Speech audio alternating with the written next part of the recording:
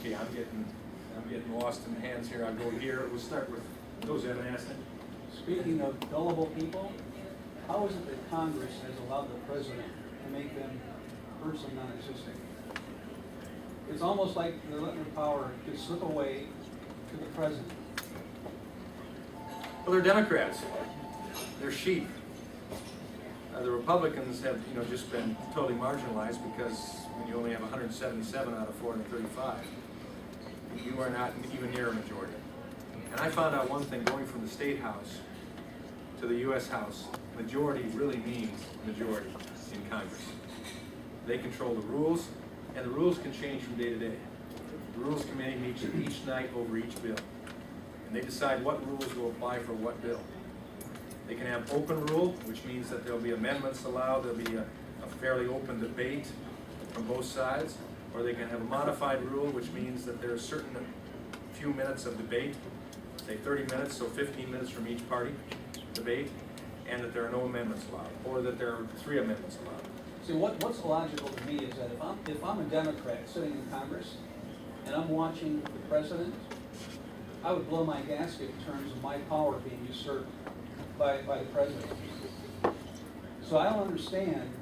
I guess the ideology is so bad, okay, that they're willing to operate that way. But you got to remember, the majority of them, the Democrat Party, don't believe that socialism is a bad thing. It just has to be run right. And it hasn't been run right yet because they haven't run it. If I may, you have to remember, they said they'll give up power and seats to be able to get their ideology in place. That's why they'll give their power in order to have this socialistic view. Some of them are starting to, Well, now they're starting to turn around. Yeah, they're starting to feel a little pressure under that, but they've gone too far. I mean, there are some there that realize they took too many votes for the president, and now they know this, and he hasn't responded in helping them.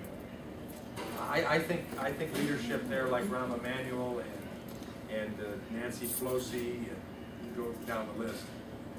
They saw Clinton miss the chance to do what they thought he would do. Clinton was too politically astute to go further in his plan when he saw the Republicans had the power. And so he went toward the center and saved himself. And they're looking at that and saying, we're not going to let that happen again. Even if it costs us, we are going to implement our new America. And that's scary. But unfortunately, I think it's been such a slap upside the head to the American people that they awaken more people than they thought they'd awaken. And it's not just Republicans, it's not just conservatives, it's not just Reagan Democrats, it's independents as well. And though it's still a battle yet, it's a total different philosophy. They truly believe big government is the way to go. And I think once we accept it, How stupid is that? to them it's not stupid. To them it's not stupid. And that's why we cannot ever back away. They never think they lost the war. They lost the battle. They don't know that. What can we do to help you, Tim, get shower out of it? What can we do to help you? Get more votes for me than him. It's as simple as that. Well, everyone I talk with, like, most people I talk with on a daily basis are fed up with this, and they're frustrated. And likewise, as I am. And it's hard to get people out to vote.